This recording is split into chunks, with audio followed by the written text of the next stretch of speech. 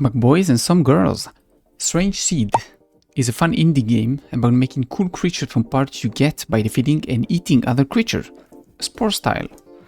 Each part you add to your creature has a certain cost, and as you play the game you increase your max capacity for parts without trying too hard, but you can farm it if you actually want to. You can also change the texture and the color of your parts to personalize your creature even more. Some of the parts are clearly better than the others, and some of them are even useless, and you won't find any normal use for them. Maybe a very specific moment, but nothing that I experienced or could think about during my time playing the demo. Some of the parts you can change are the mouth, arms, legs, neck, and a few more. Some of the parts add features, not only stats, meaning certain legs are able to climb, while using stamina of course. If you add wings, you have a higher jump, and just, other abilities similar to that. Beside all of that, you can also increase the size of a part, making it stronger. For example, if you enlarge the mouth, you can do more damage at the cost of speed. But remember, you have an upper limit named biomass that you can increase by continuously eating other creatures to gain biomass. The graphics are somewhat stylized and definitely make the game more visually interesting, but can definitely seem from time to time like a Steam dumpster diving game. Yet even with all of that, I really love the whole magical forest environment. It has a very calming effect and makes the game very laid back and chill. You can play with the controller also, so you can just, like me, lay back, pick up your controller and just play with it. Just like this. Enjoy, have fun, don't have to use the keyboard. The controls are by far the worst part of this game. The combat is a glorified turn-based game. You play around with attack cooldown and attack duration to hit and avoid being hit. I'll explain.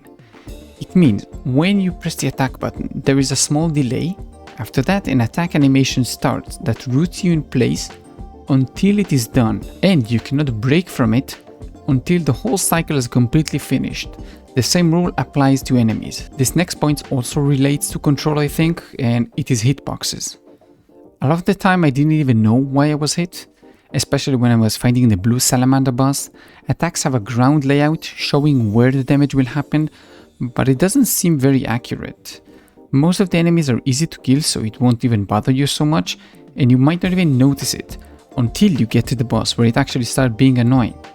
My guess while this whole control system has been implemented is due to some stats in the game having control over rotation speed.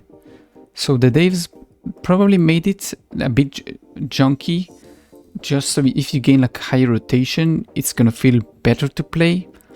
But with everything I had to play in the demo, I didn't really feel the difference if I had like high rotation or low rotation. It didn't really feel like a big change, but it might just be me. To end this video, I'll say that this game has a lot of potential to be a new Spore-like game, which I love very much, and I know many people do. I love how you can do like small funny quests all like throughout the game. They're spread out, some NPCs here and there you can speak to and do some quests for them, and you gain some random parts or some just random stuff, some items from them.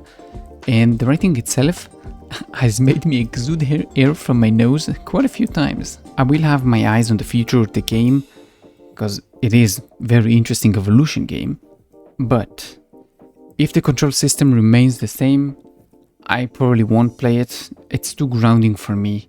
I don't mind slow and strategic, but when the action happens, it has to be much more fluid. And I said that as a very big turn-based gamer. But that's about it for this one, so if you enjoyed this one, thank you. If you didn't, well, you wasted a few minutes, don't worry. It's a very short video.